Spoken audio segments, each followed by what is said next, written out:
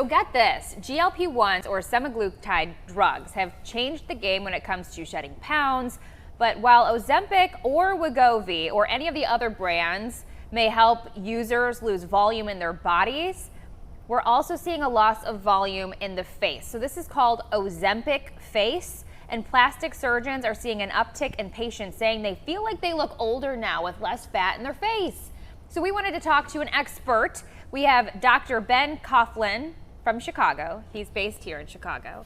He's a plastic surgeon to break down Ozempic face, what it means, and are you hearing this from your different patients that are coming in? Very much so. Thanks for having me. I think it's something like 10% of Americans are taking this drug or some other form of this drug. So no yeah, I mean, it's an outstanding number. And, I don't know how to say it the best way, but, chubby people age really well. People that are a little heavy set, they get into their 40s, 50s, the contours of their face look good. They get this smoothness from the eyes to the cheek. And then if you lose that weight, particularly if you lose it a little bit later in your life, like in your 40s or 50s, the face starts to get this compartmentalization where you get separation of these superficial fat pads. You see the orbital rim a little more. The temple's kind of hollow. So I don't think it actually ages people more quickly, but it happens so rapidly that they just seem that they feel older.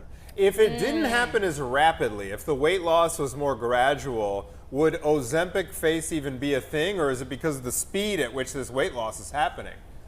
It's hard to say. We saw similar, with the when the lap band surgeries were kind of popular back, 15 years ago. So there probably is some component to the rapid loss, the rapid volume loss that kind of makes the skin look a little looser. But I think it's more the shock for the patients, or they see somebody they haven't seen. People are losing 30% of their body weight in 6 months. So it's somebody they haven't seen, like, whoa, man, you look different, right off, like so quickly. So I think that's really the power to it. So as a plastic surgeon, I know there's things like fillers that people get in their face to have the appearance of looking younger.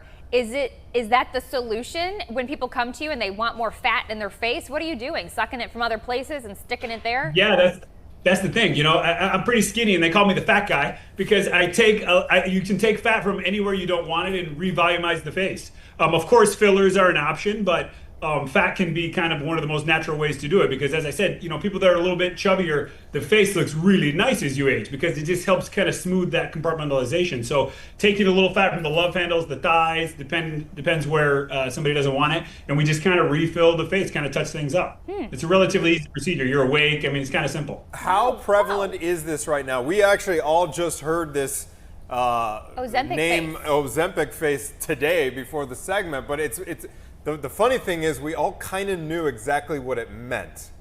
Yeah, that's the thing. I joke around that I think Zoom was created by a plastic surgeon because now everybody's staring at their own camera all day looking at their face. Yeah. I think I would joke now that Ozempic or one of these meds was created by a plastic surgeon because people feel good now. They're a weight they want to be, but they just don't like it. Their skin is loose or their face they don't like. So I think yeah, I mean, I'm seeing 20 patients a week easy that are complaining about volume loss. As I said, 10% of Americans are taking this drug. I mean, that's a huge amount of number of people. What do you say to people who are worried about this cycle, though? Like, let's say they're taking Wegovy now, they lose weight, they get fat injected into their face, but then they get off the drug, then they gain the weight, then what is their face going to look like? Yeah, it's a very good point. We have to have that discussion. I normally tell them, where are you at in your weight loss journey? Are you trying to lose more? Have you been off the drug? Are you going to stay on it forever? I mean, all of these things come into play when you're talking about changing somebody's anatomy.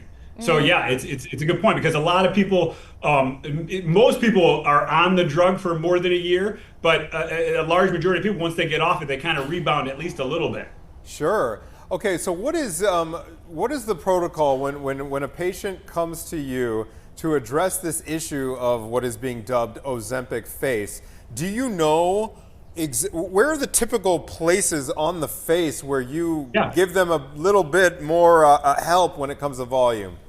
Yeah, there's classic facial aging, as I said. So I don't think it's not making them so much worse. They're just seeing it happen so quickly. But the temples kind of people get what's called a peanut head, where the upper head gets you get hollow in the temples, you get heavy down here. You see the orbital rim more. So sometimes putting a little fat here, you get separation of this malar bag, which is the fat here. So we're just kind of smoothing those compartmentalizations that people get in their face. The jowl comes a little bit. I mean, it's classic aging. It just happens to these people so quickly because they were used to a nice little plump face, which again can look nice as you're aging. Do you almost feel like some people's build, they're not supposed to lose that much weight, and so that's why it looks a little bit, off to them? Maybe it's their body is not supposed to be losing the weight in those places, maybe.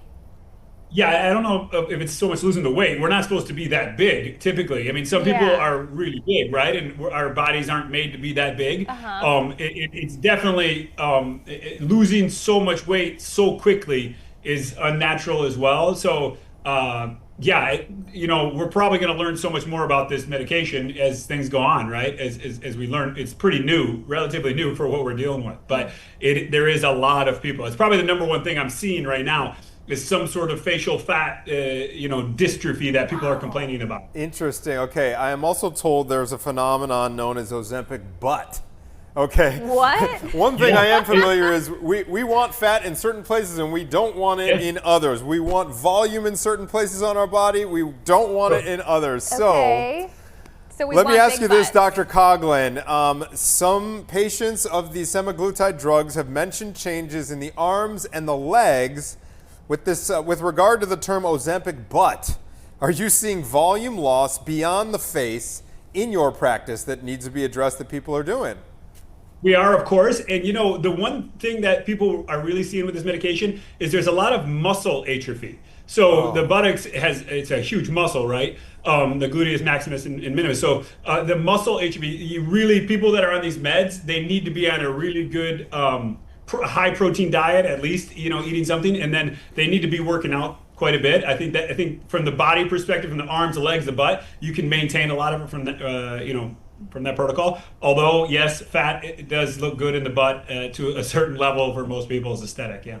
Interesting. Okay, so that's a concern as well. Not only losing the weight fast, but losing muscle. Why do you think that is? Is it the drug itself, or is it people just don't have energy, so they're not working out like they were before? Or they're not nourishing their muscles. Oh, yeah, I mean, all you're doing with Ozempic is you're pretty much starving yourself. So that's just one place the body goes to get the energy. I mean, so you can be corrected for it. If you're eating the right diet, if you're high protein, if you're really hitting the gym, you can correct for it. But these are people who, if they just don't have an appetite anymore. So the muscle is one of the things the body starts to eat up. The fat is one, but the muscle, some people take it a little too far. They get a little too skinny even with these medications. So again, we're learning more about it every day, really.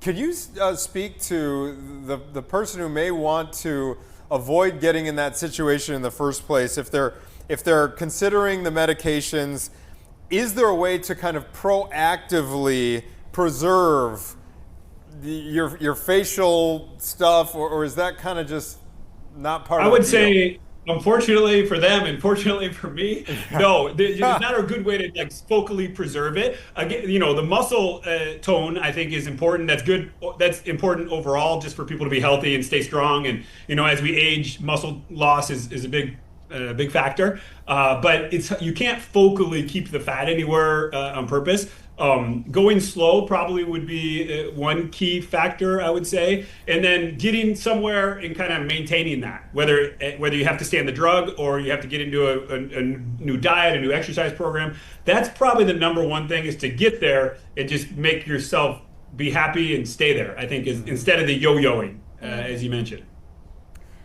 All right, Dr. Caughlin, that is fascinating stuff. Anything else before we let you go that you think would be useful for people who are either on the medication or considering going on the medication to know about aesthetics?